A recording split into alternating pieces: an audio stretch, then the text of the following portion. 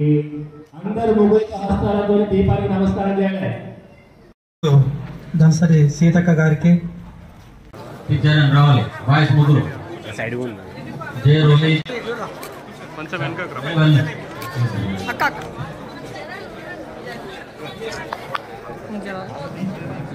Girls ఇంకా G మన దీపిక ఏ శ్రేణిది ఏ శ్రేణిది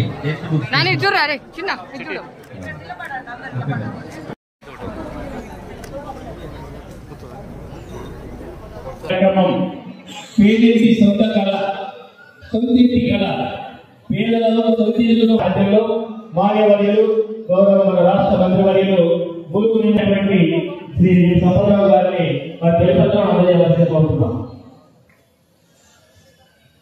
కవిత వరలక్ష్మి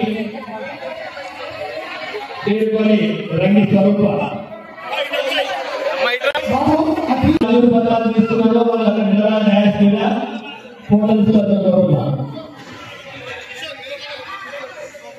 లబ్ధిదారులు గూడూరు స్వరూప బైపాస్ రాజయ్య కలిసి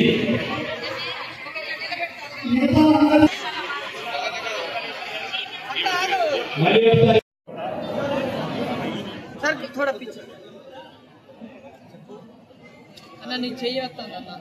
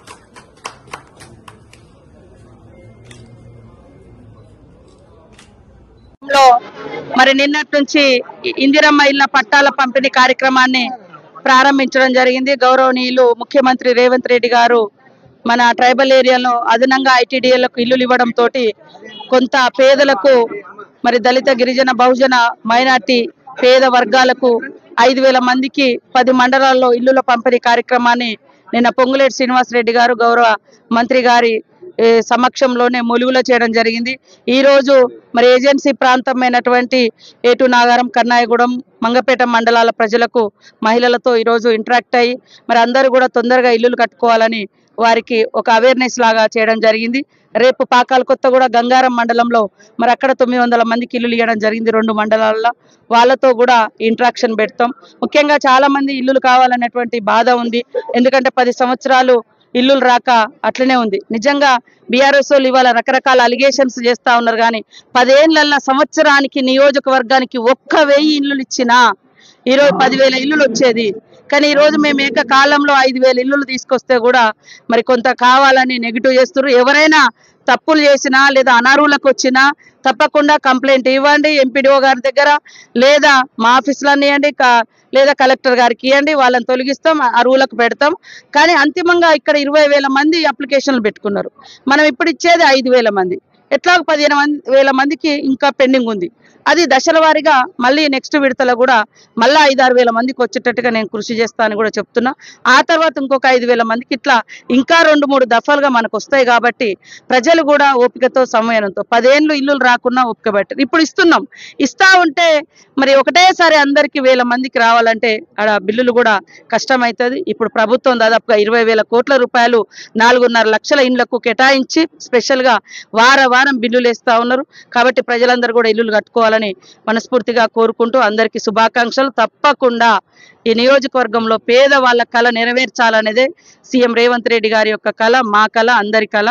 కాబట్టి తీసుకొస్తాం. ఈరోజు మరొక సంతోషకరమైనది, మరి మా సోదరుడు బీసీ సంక్షేమ శాఖ అదేవిధంగా మరి ట్రాన్స్పోర్ట్ మినిస్టర్ పొన్నం ప్రభాకర్ గారు వారి యొక్క ఆలోచనతో వారి యొక్క సహకారంతో ములుగు నియోజకవర్గానికి ఒక బస్ స్టేషన్ ములుగులో మరి ఏటూ నాగారం అటవీ ప్రాంతంలో బస్ డిపో 7 కోట్లతోటి ఇవ్వడం జరిగింది. దాన్ని ఈరోజు శంకుస్థాపన చేస్తా ఉన్నాం.